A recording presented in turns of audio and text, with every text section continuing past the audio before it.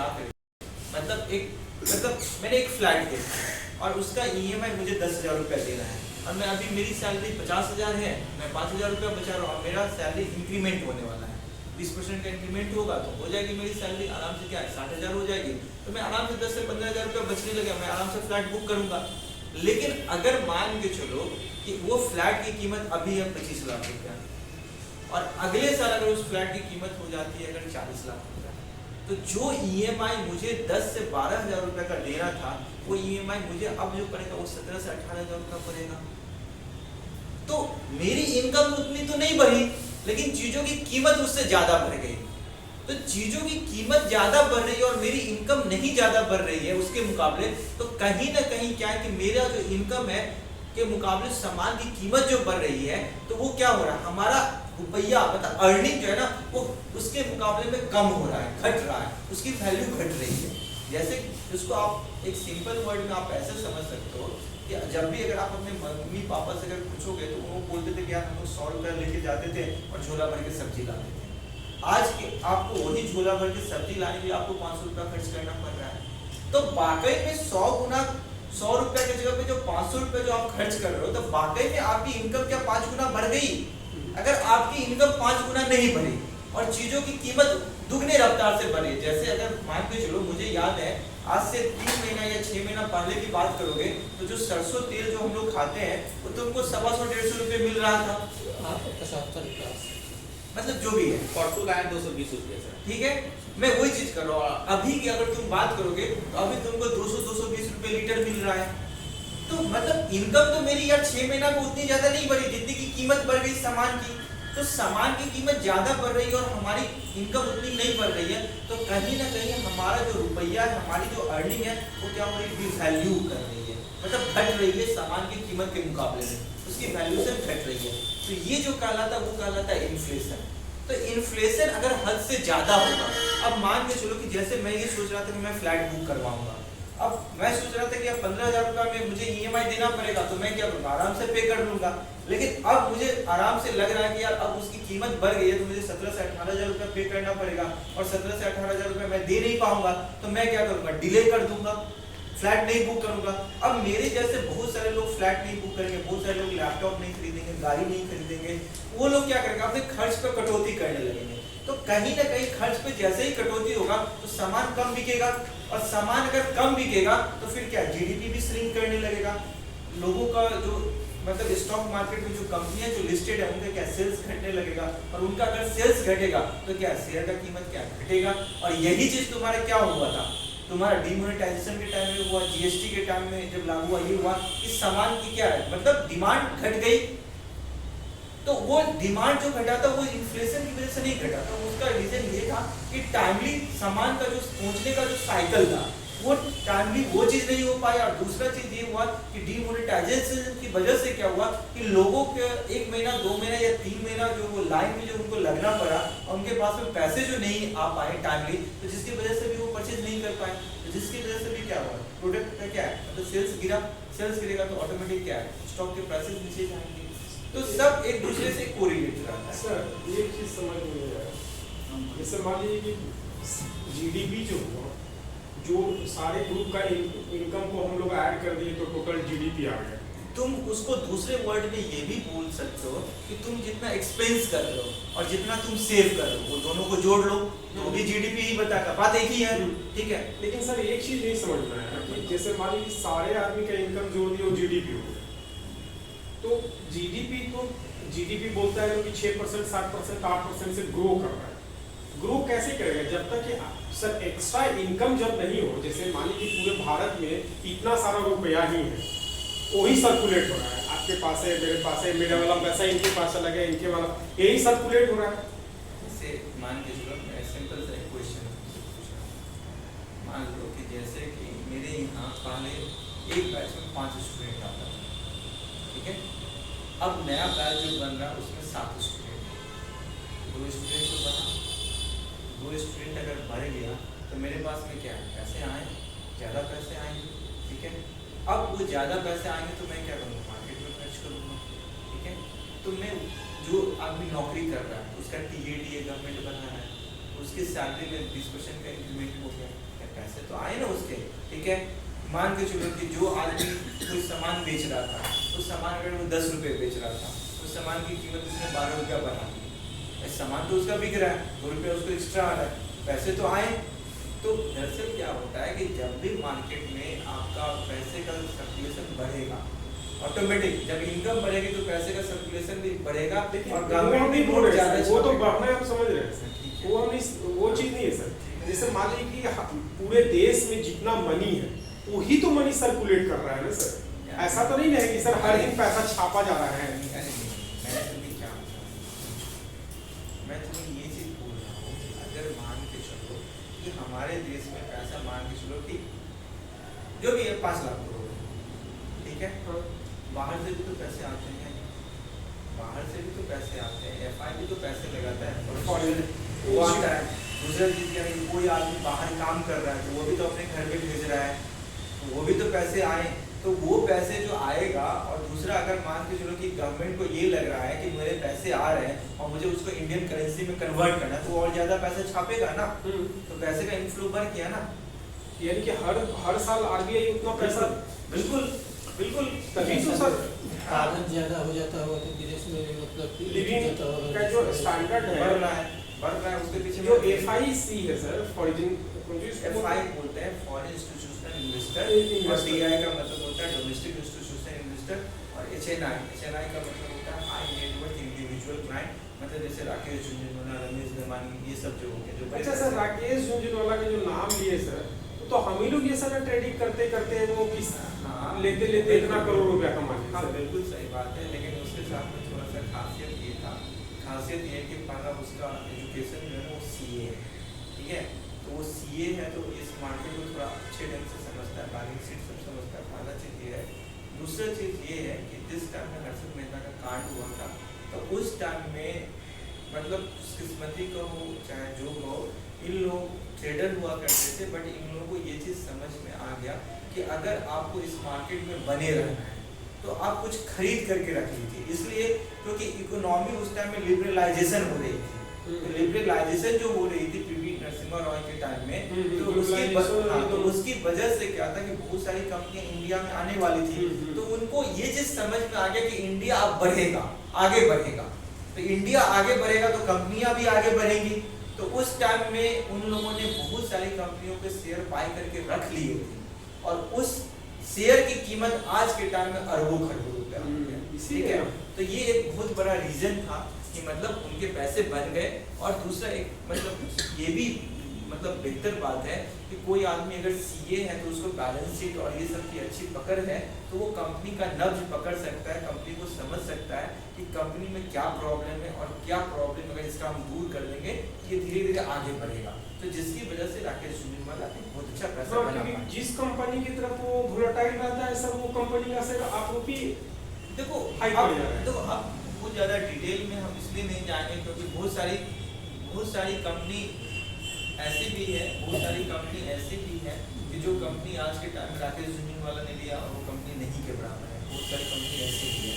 तो उसकी बात हम बाद में करेंगे, उसकी चर्चा नहीं करेंगे, अभी हम अपने क्लास में बात करते हैं, ठीक है। इन्फ्लेशन आपको समझ में आ गया, और खास करके जब आरबीआई की मॉनेटरी पॉलिसी होती है तो आरबीआई हमेशा इस चीज़ का ध्यान रखता है क्या कि आपके इन्फ्लेशन बहुत ज़्यादा नहीं हो, क्योंकि अगर इन्फ्लेशन बहुत ज़्यादा हो तो जीडीपी क्या होगा, श्रिंक करेगा।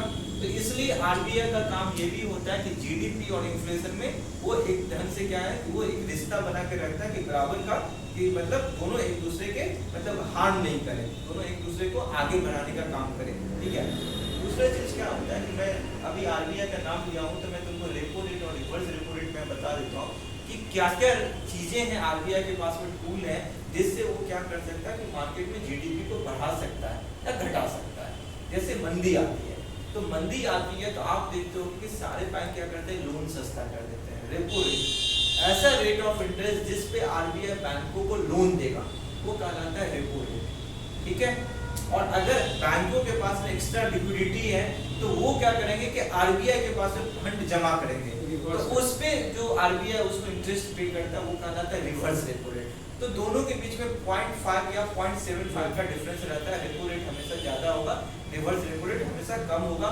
तो आरबीआई को लगेगा कि रिसेशन आ रहा है, मार्केट में लिक्विडिटी कम है, जीडीपी श्रिंक कर रहा है, तो वो क्या करेगा, रेपो रेट क्या करेगा, घटा देगा। और जब उसको लगने लगेगा कि इन्फ्लेशन बहुत ज्यादा है, जीडीपी का ग्रोथ अच्छा आ गया है, तो वो फिर क्या करता है, रेपो रेट बढ़ा देता है। ये चीज हो गया। दूसरा क्या करेगा, एक एसएलआर है, एक सीआरआर है। तो सीआरआर का फुल फॉर्म होता है कैश रिजर्व रेशियो। मतलब ये कि आप जो बैंकों के पास में जमा करते हो, उस बैंक के पास में 100 रुपया अगर आपने जमा किया तो 100 रुपया में से 4 रुपया जो होगा ना वो आरबीआई के पास में बैंक जमा करता है, जिसपे आरबीआई बैंक को कोई रेट ऑफ इंटरेस्ट नहीं पे करता है। ये 2008 में 4 रुपया था जो घट करके 3 रुपया तक चला गया था, लेकिन उसको फिर आरबीआई ने 3 रुपया से बढ़ा के 3.5 रुपया वो कर दिया या कराने की सोच रहा है। ठीक है। दूसरा है एसएलआर। एसएलआर का फुल होता है स्टैट्यूटरी लिक्विडिटी रेशियो।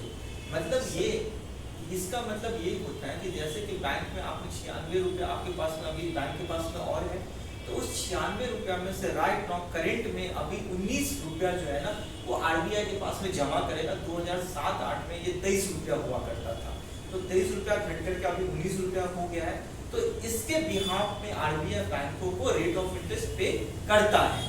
और ये पैसा जो रहता है ये केवल लिक्विड मनी में नहीं रहता, ये आपके डिफरेंट फॉर्म में हो सकते हैं। जैसे कि उसके पास में डिफरेंट एसेट हैं, जैसे गोल्ड है, आपका बॉन्ड है, इन सब में बैंक क्या करते हैं, पैसे इन्वेस्टमेंट करते हैं। तो उनकी टोटल जो रकम है उस रकम का 3 या 3.5 रुपया सीआरआर में चला गया, बाकी जो पैसा बचा उसका 19% वो एसएलआर के फॉर्म में जमा करेगा, जिसमें आरबीआई बैंकों को रेट ऑफ इंटरेस्ट पे करता है। तो आरबीआई के पास में ये 4 टूल हैं। आरबीआई क्या करे, आरबीआई को जब भी लगेगा कि जीडीपी श्रिंक कर रही है तो क्या करेगा, सीआरआर घटा सकता है, एसएलआर घटा सकता है, और वो क्या करेगा, आपका रेपो रेट घटा देगा।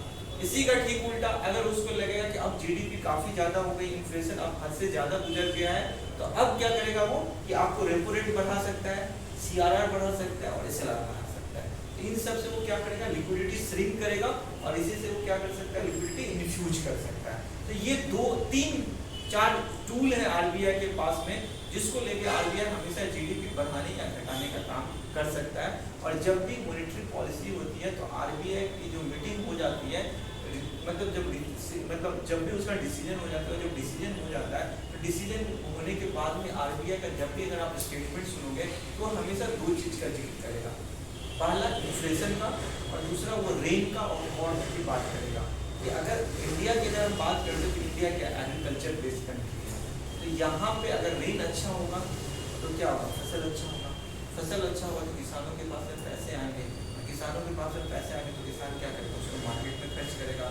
तो इधर हीरो होंडा बाइक खरीदे, फ्रिज खरीदे, टीवी खरीदे, या कुछ एसी खरीदे, कुछ भी खरीदेगा, तो क्या ये सारे पैसे कहाँ आएंगे, मार्केट में आएंगे। तो उसके लिए आरबीआई हमेशा क्या ध्यान रखेगा कि रेन अच्छा हो रहा है या नहीं अच्छा हो रहा है, दूसरा इन्फ्लेशन कैसा बिहेव कर रहा है। तो ये सारे चीज आरबीआई अपनी स्टेटमेंट में हमेशा जिक्र करता है, और वो जीडीपी का प्रोजेक्शन भी करता है। ठीक है, इसको आप ध्यान में रख सकते हैं। अब क्रूड की बात करने से पहले मैं फिस्कल डेफिसिट बता देता हूँ। फिस्कल डेफिसिट का मतलब ये होता है कि हर एक देश का अपना एक बजट होता है। जब हमारा बजट बनता है तो उस बजट में हमारे जो फाइनेंस मिनिस्टर है वो इस चीज की जिक्र करते हैं कि इस साल में हमारा खर्च इतना रहेगा और ये पैसे कहाँ कहाँ से आएंगे, इसका वो जिक्र करते हैं। तो अगर आप अपने इनकम से ज्यादा पैसा खर्च कर रहे हो तो उसका मतलब क्या है कि आप डेफिसिट में जा रहे हो, लेकिन उस डेफिसिट की एक लिमिटेशन है, वो डेफिसिट होना चाहिए। आप डेवलपिंग कंट्री है और आप डेवलप कंट्री की ओर बढ़ते जा रहे हो तो आप थोड़ा सा पैसा एक्स्ट्रा खर्च करोगे इनकम से, लेकिन वो खर्चा जो होना चाहिए वो जीडीपी का 3.5% से ज्यादा नहीं होना चाहिए। अगर बजट में अगर आपने फिस्कल डेफिसिट जो बनाया है वो 3.5% से ज्यादा बनाया है तो हमारा मार्केट गिर जाएगा। एफआई यहाँ से मार्केट से पैसा निकालने लगेगा, क्योंकि उसको ये लगेगा कि हमारा मार्केट जो है ना धीरे धीरे हमारा देश दिवालियापन की ओर बढ़ता जा रहा है। इस साल एक्सेप्शन का केस था क्योंकि हमारा फिस्कल डेफिसिट बहुत ज़्यादा था, केवल हमारे देश की बात नहीं थी, जितनी भी कंट्री थी सबकी फिस्कल डेफिसिट ज़्यादा थी। इसलिए ज़्यादा थी क्योंकि इस साल जो है कोरोना का वजह से सब देश का मतलब स्थिति क्या है, मतलब खराब हो गया था। तो तो जिसकी वजह से सारी कंट्री उसको सही करने के लिए ज़्यादा से ज़्यादा पैसे खर्च कर रही है। लेकिन अगला जो 4 साल का जो प्रोजेक्शन था, वो प्रोजेक्शन ये था कि धीरे धीरे हम अपना फिस्कल डेफिसिट कम करेंगे और इसको अंडर कंट्रोल में लाएंगे, जिसकी वजह से इस बार हमारा स्टॉक मार्केट गिरा नहीं, उल्टा उसने रैली किया था बजट वाले दिन। ठीक है, इस चीज का ध्यान रखिएगा। दूसरा क्रूड है। क्रूड अब क्या है, अच्छा फिस्कल डेफिसिट से बाद में करंट अकाउंट डेफिसिट है, वो भी मैं समझाता हूँ। करंट अकाउंट डेफिसिट का मतलब ये है कि आप जो एक्सपोर्ट कर रहे हो और आप जो इंपोर्ट कर रहे हो, अगर आप एक्सपोर्ट कम करोगे और इंपोर्ट ज़्यादा करोगे तो क्या होगा, डेफिसिट होगा। तो इस टाइम की जो डेफिसिट कहलाती है वो करंट अकाउंट डेफिसिट कहलाती है, तो इस पर आप ध्यान रखोगे। क्रूड का सीधा सा मतलब ये है कच्चा तेल, पेट्रोल डीजल जो हम लोग गाड़ी में जो यूज करते हैं। तो अगर मान के चलो कि इंटरनेशनल मार्केट में क्रूड की कीमत जो पहले $10-20 थी साल के शुरुआत में, वो आज बढ़ के हो गया $70 से $80। आपका पेट्रोल जो पहले 90 रुपये पे मिलता था, वो अभी आपको 104 रुपया 5 रुपये का आप खरीद रहे हो। ठीक है, तो दरअसल क्या होगा कि क्रूड की कीमत जब बहुत ज़्यादा बढ़ने लगेगी तो फिस्कल डेफिसिट हमारा बढ़ेगा। हम जो पैसे रखे हुए थे दूसरे चीज़ों पे खर्च करने के लिए, अब हमें क्या करना पड़ेगा, वहाँ पे कटौती करना पड़ेगा और उस पैसे को फिर कहाँ करना पड़ेगा, यहाँ डिप्लॉय करना पड़ेगा। तो हमारा क्या होगा, फिस्कल डेफिसिट बढ़ेगा, हमारा जीडीपी क्या होगा, हार्म होगा, क्योंकि हमको और चीज़ों पे जो पैसे खर्च करने थे वहाँ पे पैसे हम नहीं खर्च कर पाएंगे। तो इन चीज़ों पे आपको ध्यान रखना होगा कि क्रूड की कीमत अगर बहुत ज़्यादा बढ़ेगी तो स्टॉक मार्केट उसको निगेटिव देगा, लेकिन ओएनजीसी जैसे जो कंपनियां, उनका शेयर की कीमत क्या बढ़ेगा, क्योंकि वो क्या करता है, ऑयल प्रोड्यूसिंग का काम करता है। इस चीज़ का ध्यान रखिए आपका SLR-CR। अब मर्चेंट बैंकर का क्या काम होता है, ये चीज़ मैं आपको बता देता हूँ। दरअसल क्या होता है कि अगर मान लो कि हम एक कंपनी है, हम इस मार्केट में IPO लाना चाह रहे हैं, तो सेबी का काम क्या था, परमिशन देना। हमारा काम क्या, प्रोडक्ट बनाना। जैसे मान लीजिए कि मैं ये मार्केट बनाने वाली कंपनी हूँ, तो हम क्या करते हैं, मार्केट बनाते हैं, और सेबी का काम क्या, परमिशन देना। तो सेबी ने परमिशन दे दिया, बट हमारा IPO तो लॉन्च हुआ नहीं, तो हमको एक मर्चेंट बैंकर की जरूरत पड़ेगी। ये मर्चेंट बैंकर जैसे HSBC है, इसका भी लाइसेंस होता है, जैसे ब्रोकर का लाइसेंस होता है, इसका भी लाइसेंस होता है। जैसे कि आपको क्या है, NBFC का लाइसेंस होता है, जैसे बजाज फाइनेंस क्या NBFC है, मुथूट फाइनेंस है, ये सब क्या NBFC है, मतलब नॉन बैंकिंग क्या फाइनेंशियल ऑर्गेनाइजेशन है। ठीक है ना, तो बैंक का भी लाइसेंस होता है और NBFC का लाइसेंस होता है। तो उसी ढंग से क्या है ना कि आपको मर्चेंट बैंकर का लाइसेंस होता है, जैसे HSBC है, कैनरा बैंक है, इंडिया इन्फोलाइन है, ये सब क्या कार्बी है, ये सब क्या मर्चेंट बैंकर है। तो ये सब क्या करती है कि अगर मान के चलिए कि जैसे मुझे IPO लाना है, तो मैं किसी मर्चेंट बैंकर से कंसल्ट करूंगा। वो मर्चेंट बैंकर का काम क्या होगा कि मेरे कंपनी के बिहाफ में वो क्या करेगा, एडवर्टीजमेंट करेगा, वो FI को कन्विंस करेगा, वो DI को कन्विंस करेगा, वो रिटेल प्लेयर के लिए जगह जगह जो ब्रोकर लोग हैं, उन ब्रोकर लोगों को बोलेगा कि आप अपने रिटेल प्लेयर को बोलिए कि ऐसी ऐसी कंपनी आई है, आप इन कंपनियों में पैसा लगाइए। तो मर्चेंट बैंकर का मेन काम क्या होता है, ज़्यादा से ज़्यादा सब्सक्रिप्शन करवाना।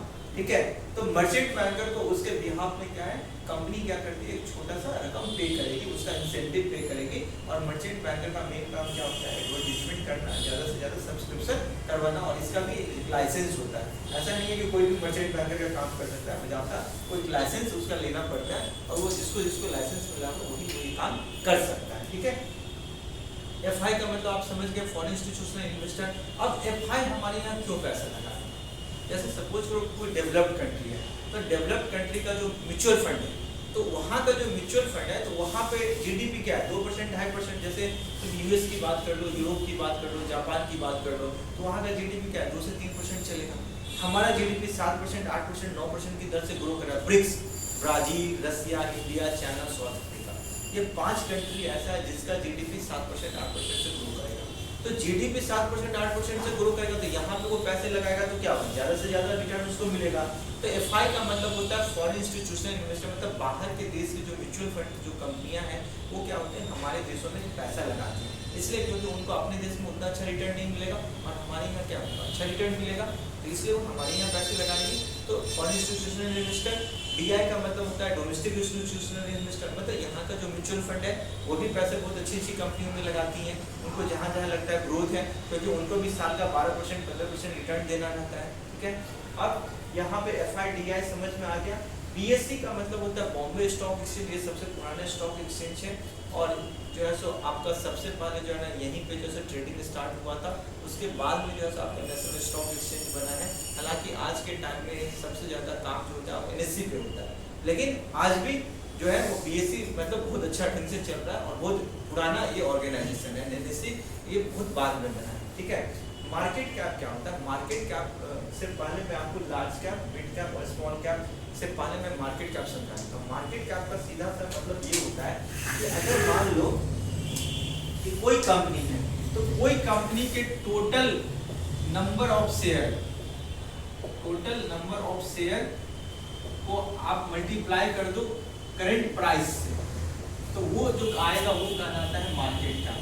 मतलब ये है कि अगर कोई कंपनी जैसे मान के चलो रिलायंस का शेयर का कीमत 2000 के अराउंड में है, ठीक है। अब उसका जितना टोटल नंबर ऑफ शेयर है उससे आप मल्टीप्लाई कर दोगे तो वो क्या कराएगा, रिलायंस का मार्केट कैप बताएगा, ठीक है। तो ये मार्केट कैप के हिसाब से 3 भागों में सारे शेयर को बांटा गया है, large cap, mid cap, small cap. Large cap के अंतर्गत ऐसी कंपनी आती है, मतलब ये बहुत पुराना डिफिनेशन है, आज के टाइम में डिफिनेशन थोड़ा चेंज हो गया है, बट फिर भी मान के चलो मैं आपको समझा देता हूँ। लार्ज कैप का मतलब होता है ऐसी कंपनियां जिनका मार्केट कैपिटलाइजेशन 10,000 करोड़ से ज़्यादा है, वो लार्ज कैप कहलाती है। 10,000 से 5,000 करोड़ के बीच में जो कंपनियां आती है वो मिड कैप कहलाती है, और 1,000 से 5,000 करोड़ के बीच में जो कंपनी आती है वो स्मॉल कैप कहलाती है। तो पहले सारी कंपनियां क्या होती हैं, स्मॉल कैप होती हैं, फिर वो क्या है, मिड कैप होंगी, और फिर क्या होगा, लार्ज कैप होगा। मतलब टोटल नंबर ऑफ शेयर उतना ही है, जो कीमत बढ़ती जाएगी तो क्या हो जाएगा, उसका क्या है, मार्केट कैपिटलाइजेशन बढ़ते जाएगा। तो पहले स्मॉल कैप में रहेगा, फिर मिड कैप होगा, और फिर वहाँ से क्या होगा, लार्ज कैप होगा। तो ये सारी चीज़ें बेसिक चीज़ें थी, बेसिक चीज़ें जो मैंने आपको ये चीज़ें बता दी हैं, ठीक है। अब इसके बाद में जो है तो हम लोग जो बात जो करते हैं वो सिंगल कैंडल की बात करेंगे, कैंडल की बात करेंगे कि ये ट्रेडिंग में हमारा कैसे हेल्प करता है। तो चलो अब हम लोग जो बात करते हैं वो सर एक चीज और समझ जैसे बीएससी और एनएससी जो मुंबई स्टॉक एक्सचेंज और नेशनल स्टॉक एक्सचेंज ओके ठीक है ना सर, कैसे करते हैं?